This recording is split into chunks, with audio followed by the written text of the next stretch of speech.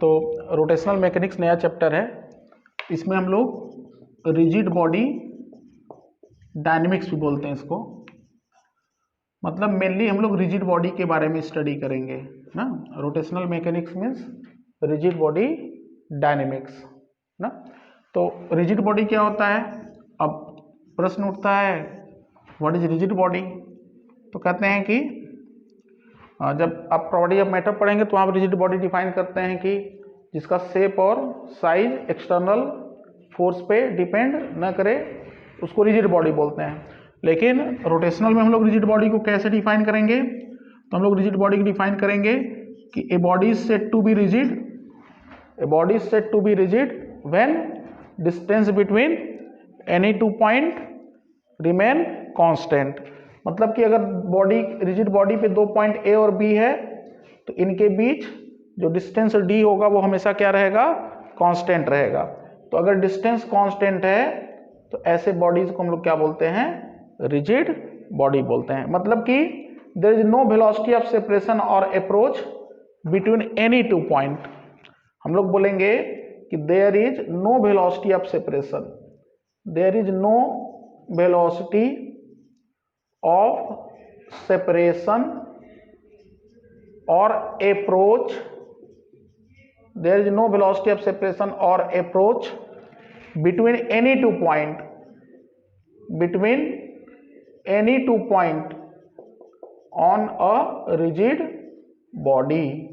Rigid body पे कोई भी दो पॉइंट होंगे, जैसे फॉर एग्जांपल पॉइंट 1 है, ये पॉइंट 2 है, पॉइंट 1 और 2 के बीच कोई भी रिलेटिव वेलोसिटी नहीं होना चाहिए। मतलब कि अगर ये पॉइंट 1 का वेलोसिटी v1 है से फॉर एग्जांपल, और पॉइंट 2 का वेलोसिटी v2 है, ठीक है, तो हम लोग कहेंगे कि पॉइंट 1 और 2 के बीच का जो डिस्टेंस d फिक्स है, इसका मतलब है कि ये पॉइंट इसके न पास आ रहा है ना दूर जा रहा है। तो अगर ये θ1 एंगल है तो v1 का कंपोनेंट क्या हो जाएगा इनके मिलाने वाले लाइन के अलॉन्ग? v1 cos θ1, और v2 का कंपोनेंट क्या हो जाएगा? v2 cos θ2। तो इसका मतलब यह है कि there is no velocity of separation or approach, that means v1 cos θ1, v1 cos θ1 equals to क्या होता है? v2 cos θ2 होता है। Component of velocity of any two point along line joining them is same। तो अगर ये θ2 angle है तो v2 का इधर v2 cos θ2, अगर ये θ1 एंगल है तो v1 का v1 cos θ1। तो रिजिड बॉडी का कंसेप्ट कहता है कि v1 cos θ1 equals to v2 cos θ2। और इसका जो परपेंडिकुलर कंपोनेंट आएगा, v1 का कंपोनेंट जैसे v1 sin θ1 और v2 का इधर क्या हो जाएगा? v2 sin θ2। तो ये जो परपेंडिकुलर कंपोनेंट है इसकी वजह से बॉडी क्या करता है? इसकी वजह से बॉडी रोटेट करता है, रोटेशनल, ठीक है। तो हम लोग कहेंगे कि what is angular velocity of one with respect to two, what is angular velocity of one with respect to two, तो that equals to velocity of one with respect to two का कौन सा component? Perpendicular component divided by distance between them, क्योंकि parallel तो same हो गया ना। तो ये v1 sin θ1, ये v2 sin θ2 दोनों अपोजिट डायरेक्शन में है। तो फिलहाल इस पर्टिकुलर केस में क्या हो जाएगा? ये हो जाएगा v1 sin θ1 plus v2 sin θ2 divided by कितना? d, ठीक है।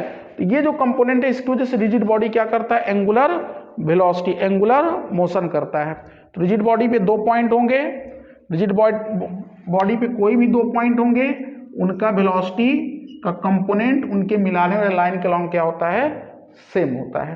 तो पैरेलल कंपोनेंट सेम हो गया, और परपेंडिकुलर कंपोनेंट की वजह से रिजिड बॉडी के अंदर क्या होता है? रोटेशन होता है, ठीक है। जैसे देखो ये ऊपर जा रहा है, ये नीचे जा रहा है, इसका मतलब इसका वेलोसिटी इसके रिस्पेक्ट में angular velocity of one with respect to two क्या होता है? ये होता है। और यही होता है angular velocity of rigid body. बात समझ में आया? This is concept of rigid body, ठीक है। तो इस पे अच्छे अच्छे क्वेश्चन बनते हैं। जैसे से फॉर एग्जांपल अगर हम पूछें आपसे, हम आपसे पूछें कि ये एक रॉड है, ये रॉड है ना, ये रॉड जो है ये रॉड स्लाइड कर रहा है, ये रॉड स्लाइड कर रहा है वॉल के अगेंस्ट स्मूथ सरफेस पे। Rod is sliding along smooth vertical wall against smooth horizontal surface, sliding along smooth horizontal surface against smooth vertical wall। ठीक है, तो हम जानना चाहते हैं कि अगर पॉइंट बी का वेलोसिटी अगर वी बी वी नॉट है, v B equals to v not, find v A. Velocity of end B is v not, then find velocity of end A. Rod slides along, rod is sliding along horizontal surface, horizontal surface के along slide कर रहा है wall के against, wall के against। बताइए कैसे solve करेंगे? How do we solve using concept of rigid body?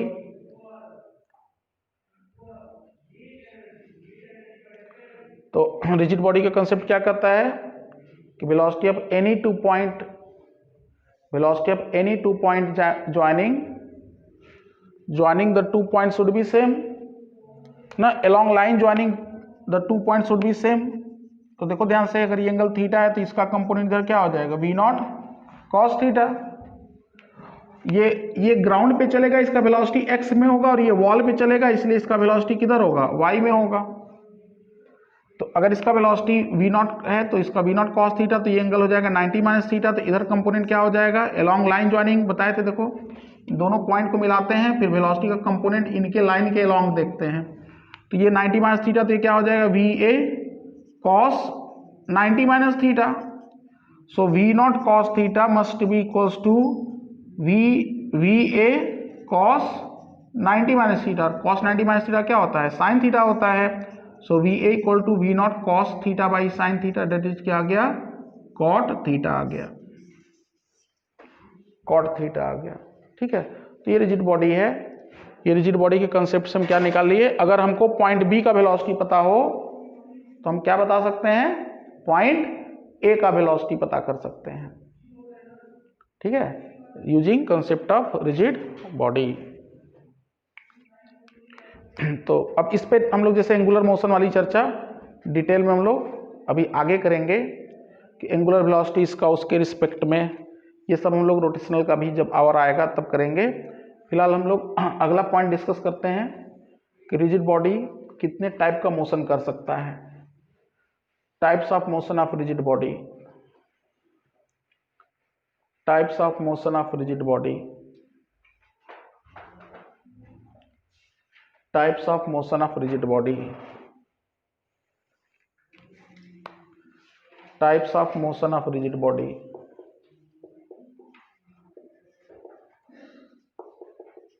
Types of motion of rigid body,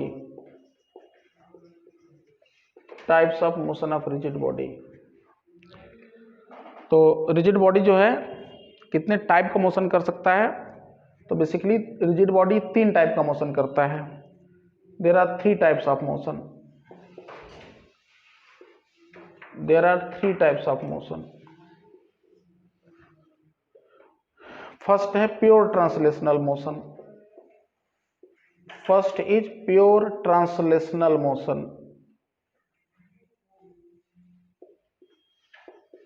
pure translational motion, first is pure translational motion. तो प्योर ट्रांसलेशनल मोशन में क्या होगा, pure translational motion में rotation बिल्कुल नहीं होगा। मतलब कि अगर rigid body pure translational motion कर रहा है तो इसके हर पार्टिकल का वेलोसिटी वेक्टर क्या होगा, सेम होगा ना। मतलब कि जैसे मान लेते हैं कि इसका मतलब देर ओरिएंटेशन चेंज नहीं करेगा। रिजिड बॉडी पे कोई भी 2 पॉइंट होंगे, रिजिड बॉडी पे कोई भी 2 पॉइंट अगर मिलाएंगे तो स्पेस में भले ये रिजिड बॉडी कर्व, इसका सेंटर ऑफ मास भले कर्व पे जा सकता है, लेकिन इसका जो ओरिएंटेशन होगा वो बिल्कुल चेंज नहीं करेगा। मतलब कि अगर ये पॉइंट 1 है, ये पॉइंट 2 है, इनको मिलाने वाला लाइन अगर थीटा एंगल बना रहा है तो थीटा हमेशा क्या रहेगा, हमेशा सेम रहेगा। ठीक है, ये थीटा हमेशा सेम रहता है। ऐसे मोशन को हम लोग क्या बोलते हैं, ऐसे मोशन को हम लोग बोलते हैं प्योर ट्रांसलेशनल मोशन। मतलब कि कोई भी दो पॉइंट को मिलाने वाला जो लाइन होगा उसका ओरिएंटेशन फिक्स रहेगा। हो सकता है कि इसका सेंटर ऑफ मास, हो सकता है इसका सेंटर ऑफ मास जो हो वो एक कर्व पाथ पे जाए, माइट बी कि सेंटर ऑफ मास एक कर्व पाथ पे जाएगा, लेकिन ऐसे मोशन को हम लोग बोलते हैं प्योर ट्रांसलेशनल मोशन ना। प्योर ट्रांसलेशनल मोशन में हर पार्टिकल के वेलोसिटी सेम होगा। Pure translation velocity of all particles are same, velocities of all particles are same, all particles are same, her particle का वेलोसिटी सेम होता है। Pure translational motion में हर particle का वेलोसिटी वेक्टर सेम होता है, मतलब घूमे ना बिल्कुल। जैसे मान लेते हैं ये देखो, ये मार्कर है, अगर इसका प्योर ट्रांसलेशनल मोशन कहेंगे तो हम कहेंगे कि बिल्कुल इसमें ये ऐसे चल सकता है, मतलब बिल्कुल घूमेगा नहीं, ओरिएंट ना, इसका ओरिएंटेशन बिल्कुल नहीं चेंज होगा। भले स्पेस में हो सकता है कि ये इसका सेंटर ऑफ मास से कर्व पे जा सकता है, लेकिन किसी पर्टिकुलर पॉइंट पे जो वेलोसिटी होगा वो हर पार्टिकल का क्या होगा, हर पार्टिकल का सेम वेलोसिटी होगा। एक साथ सारे पार्टिकल ऊपर जाएंगे एक साथ, रोटेशन बिल्कुल ऐसा नहीं होगा, ऐसा मोशन प्योर नहीं, बिल्कुल क्या होगा स्पेस में, देखिए स्पेस में कहीं भी ले जाएंगे, ऐसे मोशन को हम लोग क्या बोलेंगे, प्योर ट्रांसलेशनल मोशन ना। ओरिएंटेशन इसका चेंज नहीं होता, इसमें हम लोग कहते हैं कि ओरिएंटेशन रिमेन्स सेम, इसका ओरिएंटेशन नहीं बदलता है, orientation is same, orientation is same, हमेशा बॉडी का ओरिएंटेशन सेम रहता है, घूमता बिल्कुल नहीं है, इसलिए इसको हम लोग बोलते हैं प्योर ट्रांसलेशनल मोशन। हर पार्टिकल का वेलोसिटी सेम होगा and that equals to the velocity of centre of mass होगा। हर पार्टिकल का वेलोसिटी सेम होगा और किसके इक्वल टू होगा, velocity of centre of mass के बराबर होगा। कोई पूछे what is kinetic energy, what is kinetic energy in pure translational motion, तो कहेंगे half into total mass into क्या square, half M we centre of mass square, half M we centre of mass square. क्यों बताओ, क्योंकि सबका velocity same है और हर particle का जोड़ेंगे तो क्या आ जाएगा, half into mass total mass into velocity of centre of mass square हो जाएगा। तो प्योर ट्रांसलेशनल मोशन में total kinetic energy of pure translational motion, kinetic energy in translational KET equals to half m into v centre of mass square. इसके बाद आता है pure rotational motion. तो second जो वेराइटी है इसका, सेकेंड टाइप का मोशन है that is pure rotational motion, pure rotational motion. Pure translational के बाद pure rotational motion. After pure translational देखते हैं क्या होता है प्योर रोटेशनल मोशन। तो इसमें क्या होता है, इसमें हम लोग कहते हैं कि ऑल पार्टिकल, प्योर रोटेशन का मतलब समझो जैसे मान लो ये रिजिड बॉडी है, प्योर रोटेशनल मोशन मतलब ट्रांसलेशन इसमें नहीं है, केवल घूम रहा है, रिजिड बॉडी रोटेट, मतलब कि अगर ये रिजिड बॉडी है, इसमें जैसे एक यहाँ से आर पार एक होल कर दें और यहाँ पे एक एक्सिस, इसमें एक रॉड जैसे धंसा दिए और पूरे बॉडी को इसके ऐसे रोटेट कर दिए, मतलब all particle undergo circular path, हर particle, all particles undergoes circular path. Pure rotational का मोशन का मतलब होता है कि हर पार्टिकल सर्कुलर पाथ का घूम, हाँ नहीं इसमें क्या ओरिएंटेशन कहाँ से, जैसे ये अगर रिजिड बॉडी है तो क्या कहेंगे हर पार्टिकल जो है वो सर्कुलर मोशन कर रहा है ना। जैसे फैन अगर हम स्विच ऑन कर देते हैं, जो फैन का मोशन होता है क्या होता है, प्योर रोटेशनल मोशन, हर पार्टिकल सर्कल में घूमता है, एक्सिस उसका जो होता है वो फिक्स होता है, this is axis of rotation, जिसके चारों तरफ घूमता है उसको हम लोग बोलते हैं axis of rotation. All particle undergo circular path about same axis of rotation, about same axis of rotation. तो प्योर रोटेशनल मोशन की एक खासियत होता है कि सारे के सारे particle same axis of rotation के अबाउट सर्कल में घूमते हैं ना। मतलब कि जैसे मान लेते हैं कि ये रिजिड बॉडी है, इसका एंगुलर वेलोसिटी अगर ओमेगा है तो हर पार्टिकल ओमेगा से ही सर्कल में घूम रहा होगा, हर पार्टिकल सर्कुलर पाथ कर रहा होगा। अलग अलग पार्टिकल का क्या होगा, अलग अलग रेडियस, जैसे m1 मास है r1 रेडियस में घूम रहा है, बॉडी का m2 मास है r2 में घूम रहा है, m3 मास r3 में घूम रहा है, लेकिन सबके सब सेम एंगुलर वेलोसिटी से घूम रहे होंगे।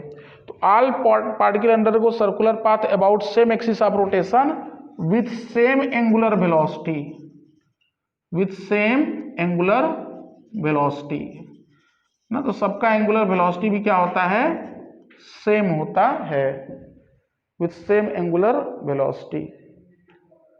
ठीक है, सेम एंगुलर वेलोसिटी, हर पार्टिकल एक साथ चक्कर लगाएगा। ठीक है, तो इसको बोलते हैं एक्सिस ऑफ रोटेशन, जिसके चारों तरफ घूमता है, जिसके चारों तरफ बॉडी घूमता है। जैसे ये देखो यहाँ पे अगर ये रिजिड बॉडी ऐसे रोटेट कर रहा है तो इसका axis of rotation, axis of rotation ये होगा, जिस लाइन के चारों तरफ घूमता है उसको हम लोग क्या बोलते हैं, एक्सिस ऑफ रोटेशन। जैसे देखिए यहाँ पे एक्सिस ऑफ रोटेशन ये फिंगर होगा। ठीक है, तो अगर हम लोग जानना चाहते हैं काइनेटिक एनर्जी क्या होगा यहाँ पे, what is kinetic energy in pure rotational motion, what is kinetic energy in pure rotational motion, what is kinetic energy in pure rotational motion. तो देखते हैं क्या आएगा काइनेटिक एनर्जी। काइनेटिक एनर्जी क्या होगा, kinetic energy in pure rotational motion,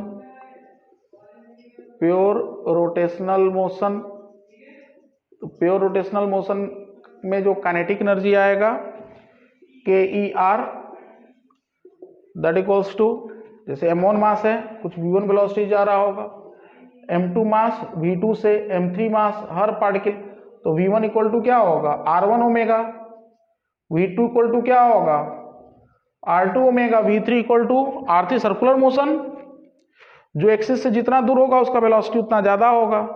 ठीक है, तो रोटेशनल काइनेटिक एनर्जी जो आएगा half m1 v1 square plus half m2 v2 square plus half m3 v3 square and so on.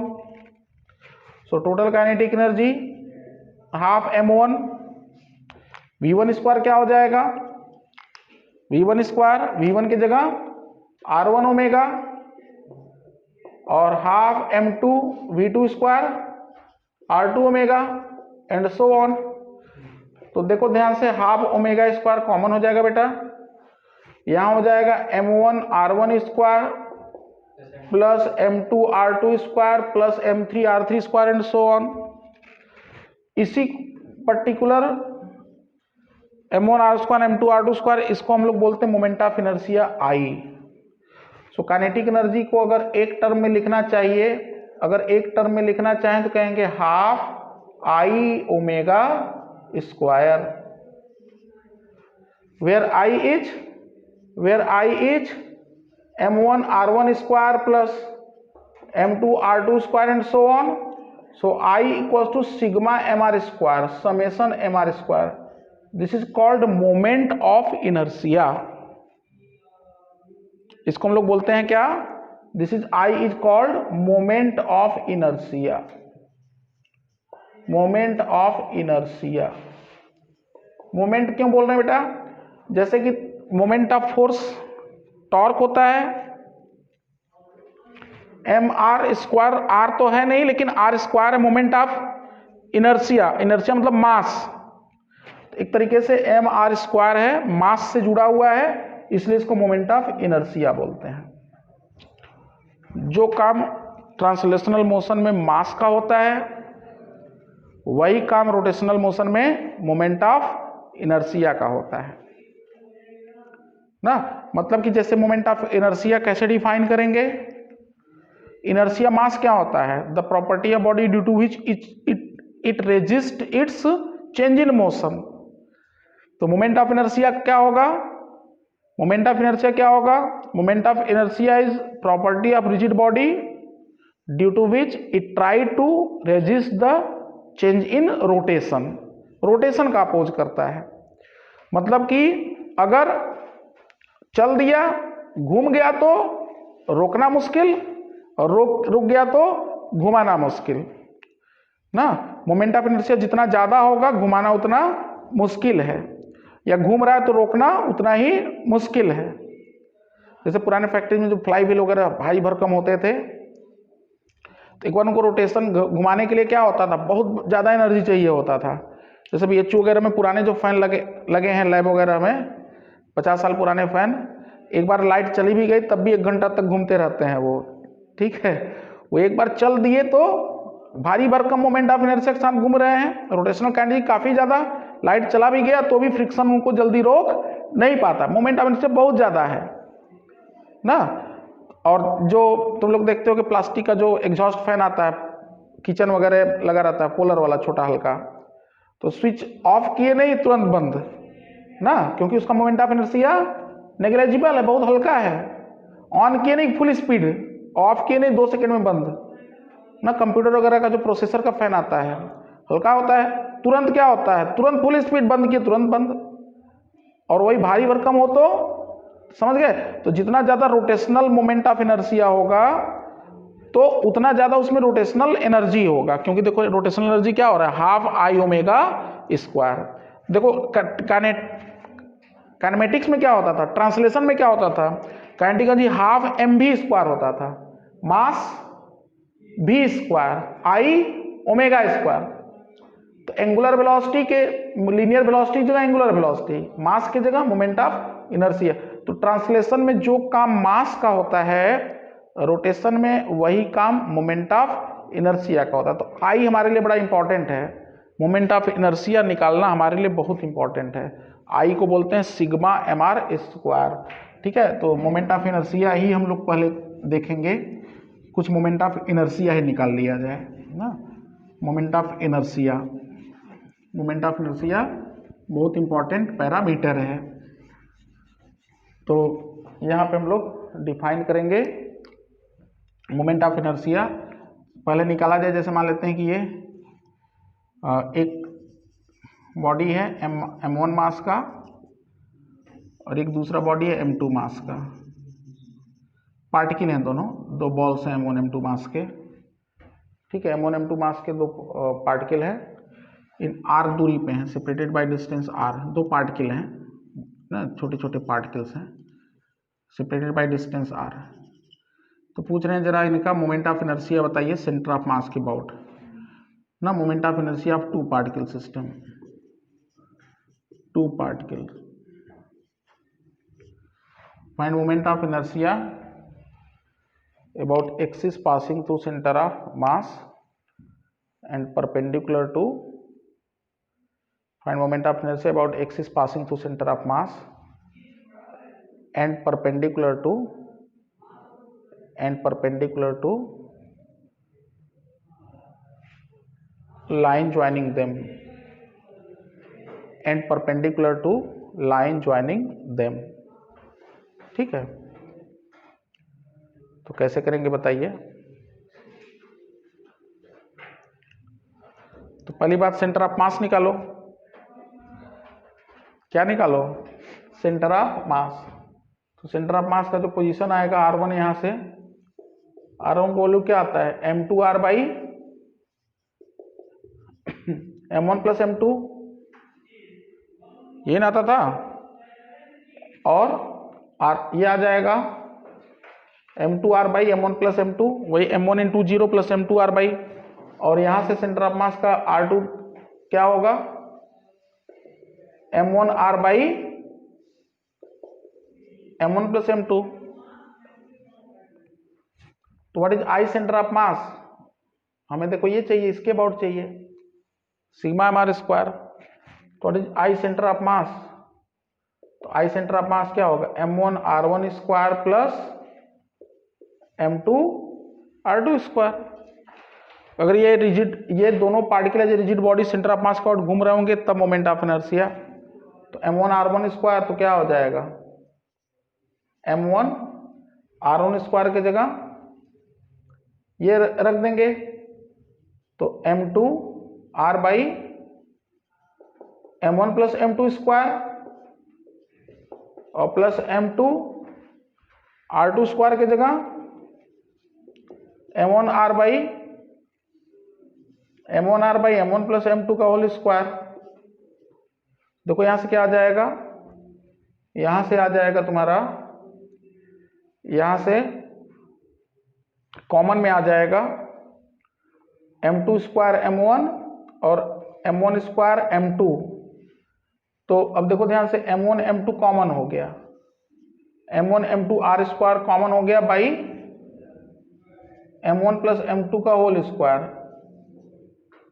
और यहां पे क्या मिलेगा हमको, M1 प्लस M2 मिल जाएगा। तो M1 प्लस M2 कट जाएगा ना, तो एक M1 प्लस M2 क्या हो जाएगा, एक M1 प्लस M2 कैंसिल हो जाएगा। तो कितना आ जाएगा फाइनल, तो ध्यान से देखो यहां से जो आएगा, यहां से जो आएगा रिजल्ट आपका आई सेंटर ऑफ मास का जो वैल्यू आया बेटा, ये आया M1 M2 by M1 plus M2 into क्या स्क्वायर, R स्क्वायर ना। तो इसका मतलब ये हुआ कि आई सेंटर ऑफ मास जो आया वो म्यू इंटू R स्क्वायर आ गया, where mu is M1 M2 by M1 plus M2। इसको हम लोग रिड्यूस मास सिस्टम बोलते हैं, इसको हम लोग क्या बोलते हैं, रिड्यूस्ड मास। मतलब कि दोनों मास को हटा के एक पार्टिकल कर दिया जाए, दोनों मास को अगर एक पार्टिकल कर दिया जाए और बोले कि वो पार्टिकल सेंटर मास से r दूरी पे है, तो मोमेंट ऑफ इनर्शिया क्या होता है, mr स्क्वायर होता। तो एक तरीके से दोनों मास रिड्यूस होके एक पॉइंट बन गया, कितना, M1 M2 by M1 plus M2। इसको बोलते हैं हम लोग रिड्यूस मास सिस्टम।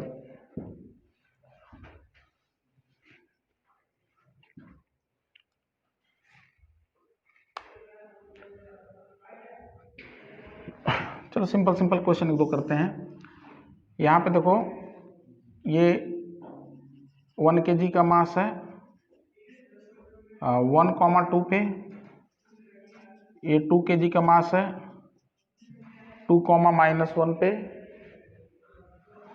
ये चलो 2 kg को है -2,1 पे, और ये जो है 3 kg का है -1,-2 पे। चलो तो पूछ रहे हैं कि ये चार पार्टिकल का moment of inertia x axis, y axis और जेड एक्सिस के अबाउट बताइए। Find moment of inertia of system of particles. ये मान लेते हैं कि रिजिड बॉडी के अंदर चार पार्टिकल हैं। ये कोई मान लो फाइबर का हल्का सा सीट है, उसी के अंदर चार पार्टिकल को ऐसे से जड़ दिए हैं, तो मासलेस, बाकी इसका स्ट्रक्चर मासलेस है। मास कहाँ कहाँ है, ये और ये चार पार्टिकल में केवल मास है, बाकी बॉडी मासलेस है, ऐसा समझो। Find moment of inertia of system about x axis, y axis and z axis. Find moment of inertia of system about x axis, y axis and z axis.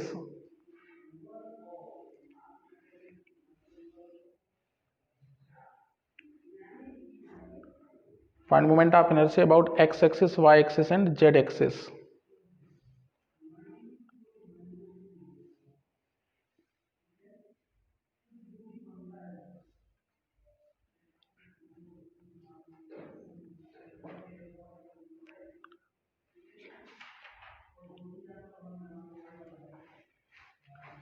तो देखते हैं कैसे निकालते हैं। यहां पे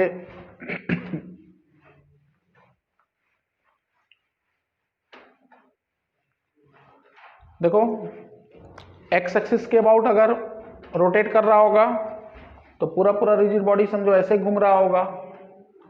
तो जब एक्स एक्सिस अबाउट रोटेट करेगा तो इसका जो रेडियस होगा वो क्या होगा, वाई होगा। मतलब कि moment of inertia about x axis I x x dash, अगर ये एक्स एक्स डैश एक्सिस है वो क्या होगा सिग्मा एम आर स्क्वायर बेटा, और जो रेडियस होगा वो क्या होगा वाई कोऑर्डिनेट ही रेडियस हो जाएगा, जो वाई कोऑर्डिनेट होगा वही क्या हो जाएगा रेडियस हो जाएगा। क्यों बताओ, क्योंकि ये देखो 1 और ये 2, उसी तरीके से ये x एक्सिस 2 है, y एक्सिस 1 है, इसका 1 है और इसका 2 है। मतलब कोई चीज अगर x के अबाउट घूमेगा तो कितने रेडियस में घूमेगा y रेडियस में ना, x एक्सिस अबाउट कोई चीज रोटेट कर रहा है तो कितना दूरी होगा x एक्सिस से, y दूरी होगा। तो देखो बस सिंपल सा तो है, तो एक फर्स्ट सेकंड थर्ड फोर्थ कर लेते हैं, फर्स्ट सेकंड थर्ड फोर्थ चारों पार्टिकल हैं, चारों का अलग अलग ना, थर्ड एंड फोर्थ पार्टिकल। तो 1 वाले का हो जाएगा 1 इंटू 2 स्क्वायर ना, दूसरे वाले पार्टिकल हो जाएगा 2 इंटू कितना स्क्वायर 2 इंटू 1 स्क्वायर, 2 इंटू कितना स्क्वायर 1 स्क्वायर, क्योंकि ये कितने दूरी पे 1 मीटर दूरी पे। इस वाले का 3 kg वाले का 3 kg वाले का 3 इंटू कितना स्क्वायर 2 स्क्वायर, और फिर अगेन 2 kg वाले का 2 इंटू कितना स्क्वायर बताओ 1 स्क्वायर। देखो ध्यान से ये कितने दूरी पे होगा, ये यहां से 1 मीटर दूरी पे होगा।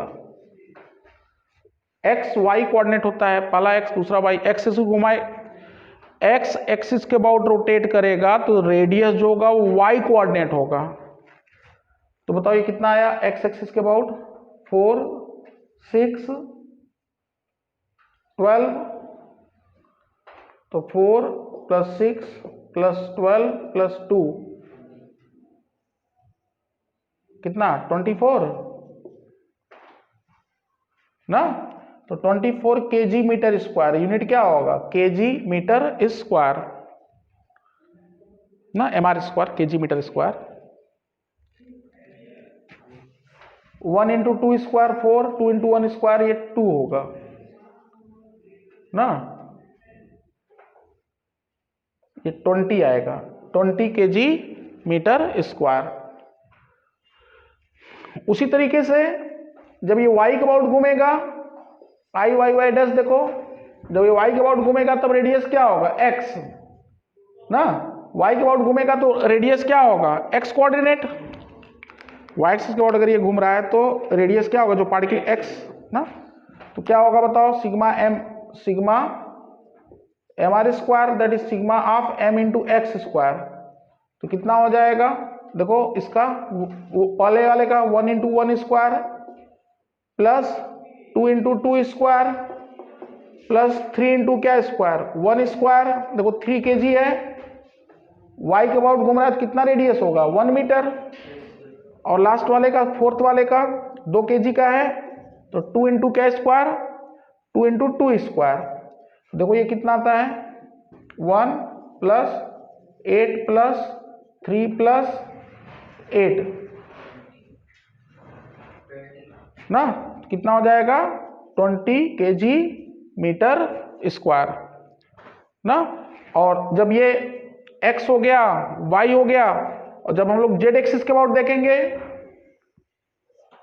देखो ध्यान से z डैश, तो जब z के अबाउट देखेंगे तो ये इसके अबाउट z के अबाउट घूम रहा होगा ना, तो जब z के अबाउट घूमेगा तो ये रेडियस ये हो जाएगा, जब z के अबाउट रोटेट पूरा रिजिड बॉडी ऐसे समझो घूम रहा है, तो यहाँ पे ऐसे, तो दूरी क्या हो जाएगा ये वाला, तो ये वाला दूरी क्या होगा this square plus this square x square plus y square, z के अबाउट घूमेगा तो जो आर हो जाएगा जेड के अबाउट, तो आई जेड जेड डैश जो आएगा वो बेसिकली हो जाएगा सिग्मा एम आर स्क्वायर। तो सिग्मा एम आर स्क्वायर मतलब 1 इंटू क्या स्क्वायर 1 स्क्वायर प्लस 2 स्क्वायर, तो 1 स्क्वायर प्लस 2 स्क्वायर कितना हो जाएगा वो ना 1 स्क्वायर प्लस 2 स्क्वायर 5 हो जाएगा ना, मतलब सिग्मा ऑफ एम समझो x square plus y square, क्योंकि आर स्क्वायर जेड एक्सिस से डिस्टेंस क्या होगा x square plus y square ना, और प्लस प्लस दूसरे वाले को बताओ 2 इंटू अगेन क्या आएगा इसका भी 5 आएगा, और तीसरे वाले का इसका भी 5, और चौथे वाले का इसका भी 5, सब 2 1 2 1 2 ना, तो चौथे वाले का क्या हो जाएगा 2 इंटू इसका भी 5, तो देखो कितना आया 10 10 15 और 15 30, ये क्या आएगा 35 ना।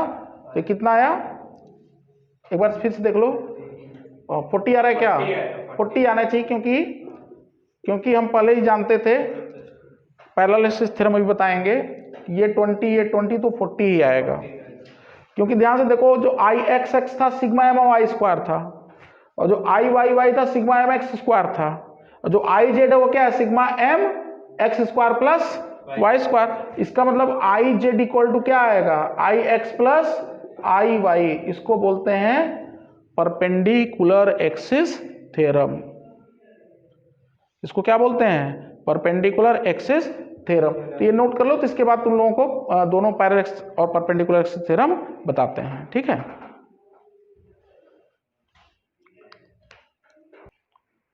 तो यहाँ पे मोमेंट ऑफ इनर्शिया का हम लोग थ्योरम देखते हैं, theorems of on moment of inertia.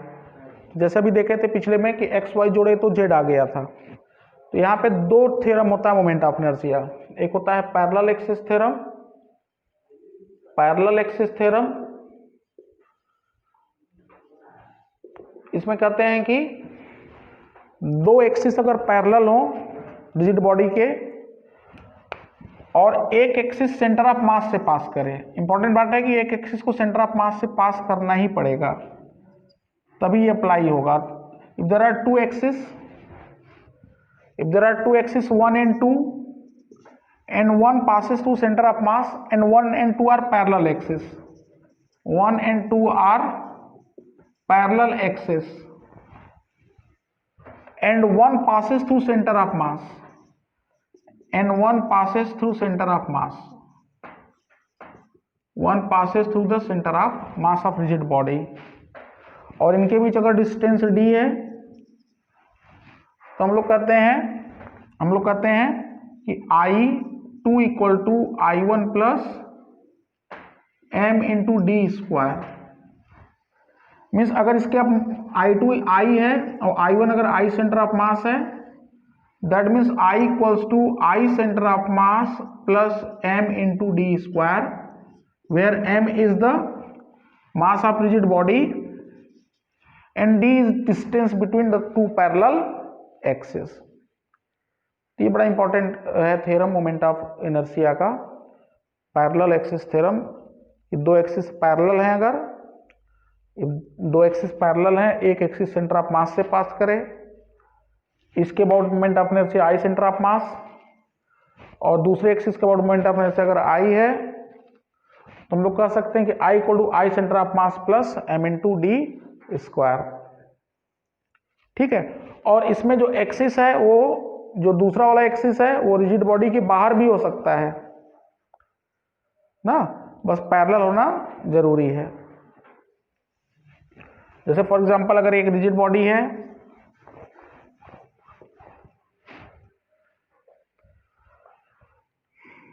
ये सेंटर ऑफ मास है, ये 2 मीटर डिस्टेंस है और ये 3 मीटर डिस्टेंस है, एक्सिस 1 एक्सिस 2 एक्सिस 3, ठीक है।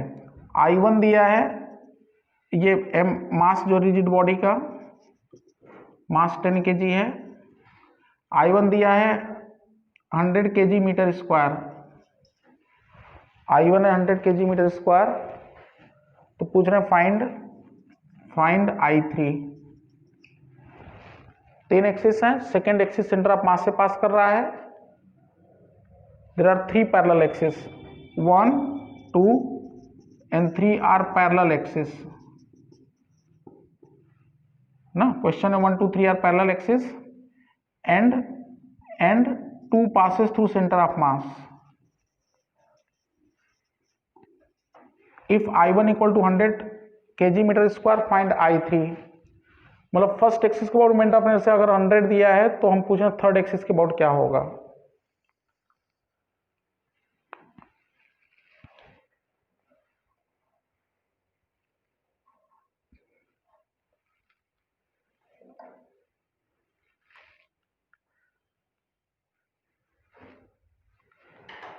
तो क्या डायरेक्टली हम लिख सकते हैं कि नहीं I3 equal to I1 plus, बताओ 1 और 3 एक्सिस के बीच कितना डिस्टेंस है? 5। 1 और 3 के बीच कितना डिस्टेंस है? 5। तो हम लिख सकते हैं कि नहीं कि I3 equal to I1 plus m into 5 square. देखो लिख सकते हैं ना, बताओ। नहीं, पैरेलल एक्सिस थ्योरम दो एक्सिस के बीच लगता है, लेकिन एक कहां से पास करना चाहिए? सेंटर ऑफ मास से। यानी कोई भी दो पैरेलल दिखे मार दिए, ऐसा नहीं होता। तो हम लोग क्या करेंगे, पहले एक्सिस 1 और 2 पे लगा के सेंटर ऑफ मास का आउट निकालेंगे। हम लोग कहेंगे I equal to I centre of mass plus m into D square होता है। So I1 equals to I centre of mass plus mass 10 है और डिस्टेंस d कितना है? 2 स्क्वायर है ना, 2 मीटर। इसका मतलब है कि I सेंटर ऑफ मास का जो वैल्यू आया वो आ गया 60 kg मीटर स्क्वायर। तो जो डेटा दिया है उसको यूज करके पहला काम हम क्या किए, जो डेटा दिया उसको यूज करके पहला काम क्या किए, हम लोग मोमेंट ऑफ इनर्शिया किसके अबाउट निकाले? सेंटर ऑफ मास के अबाउट। अब एक बार सेंटर ऑफ मास के अबाउट आ गया तो तुम कहीं भी जा सकते हो, ठीक है। तो यहाँ पे क्या कहोगे, यहाँ पे कहोगे I3 equals to I centre of mass plus m into D square, ठीक है। तो कितना आ जाएगा? 60 प्लस 10 इंटू क्या स्क्वायर? 3 स्क्वायर ना। तो कितना हो जाएगा? ये हो जाएगा 150 kg metre square, 150 kg metre square. तो कभी भी दो पैरेलल एक्सिस दिया हो तो पहला उसको यूज करके हम क्या करेंगे, सेंटर ऑफ मास का निकालेंगे और फिर सेंटर ऑफ मास से फिर कहीं भी मूव कर लेंगे ना। तो ये था मोमेंट ऑफ इनर्शिया का पैरेलल एक्सिस थ्योरम। सेकंड होता है परपेंडिकुलर एक्सिस थ्योरम। सेकंड है परपेंडिकुलर एक्सिस थ्योरम। ये जानिए क्या होता है परपेंडिकुलर एक्सिस थ्योरम। अच्छा, वहां पैरेलल एक्सिस थ्योरम पे लिख लीजिएगा, पैरेलल एक्सिस थ्योरम में लिख लीजिएगा कि it is applicable for all type of rigid body. Parallel axis theorem में लिख लीजिए it is applicable for all types of rigid body whether it is 2 dimensional और 3 dimensional. Parallel axis theorem is applicable for all types of rigid bodies 2 dimensional और 3 dimensional. Ring के लिए भी लगेगा, disc के लिए लगेगा, स्फीयर के लिए भी लगेगा, सबके लिए लगेगा। लेकिन जो परपेंडिकुलर एक्सिस थ्योरम होता है, it is applicable for 2 dimensional flat और लैमिनर रिजिड बॉडीज। ये केवल 2 डायमेंशनल फ्लैट और लैमिनर रिजिड बॉडीज के लिए ही होता है। रिंग के लिए होगा, डिस्क के लिए होगा, थिन रॉड के लिए होगा, स्फीयर के लिए नहीं होगा, सिलेंडर के लिए नहीं होगा, क्योंकि स्फीयर सिलेंडर 3 डायमेंशनल है, केवल फ्लैट बॉडीज के लिए लगता है। ये क्या कहता है, ये कहता है कि कोई रिजिड बॉडी है, इसके 2 एक्सिस हैं, एक्सिस 1 और एक्सिस 2 परपेंडिकुलर हैं, axis 1 and 2 are perpendicular 1 and 2 are perpendicular ना। और एक तीसरा axis perpendicular in plane of body ना, perpendicular in the plane of body. जो एक्सिस है वो किस में है? 1 और 2 बॉडी के प्लेन में, जिस प्लेन में ये फ्लैट बॉडी उसी प्लेन में, जैसे एक्स वाई प्लेन में है तो एक्स एक्सिस और वाई एक्सिस, और एक्सिस 3 इनके इंटरसेक्शन से पास कर रहा है। Axis 3 passing through their intersection, axis 3 passing through axis 3 passing through their intersection, जो एक्सिस 3 है इनके इंटरसेक्शन से पास कर रहा है। तो क्या कहता है parallel axis theorem, perpendicular axis theorem? Perpendicular axis theorem says that I1 plus I2 equal to क्या? I3। I1 प्लस I2 किसके इक्वल टू होता है? I3 के इक्वल टू होता है ना, यही है। जैसे for example body is in XY plane, body अगर एक्स वाई प्लेन में है, body in X Y plane, तो I x plus I Y equal to क्या होगा, आई जेड। जो हम लोग एग्जाम्पल लिए थे पार्टिकल वाला, याद करो 20 ऐड करने पे क्या आया था, 40 आया था, इसीलिए आया था ना। तो ये है आपका परपेंडिकुलर एक्सिस थ्योरम ना।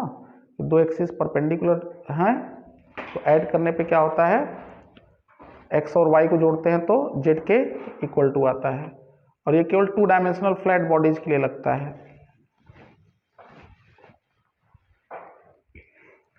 तो चलिए इस पे कुछ क्वेश्चन हम लोग किया जाए। कुछ नॉन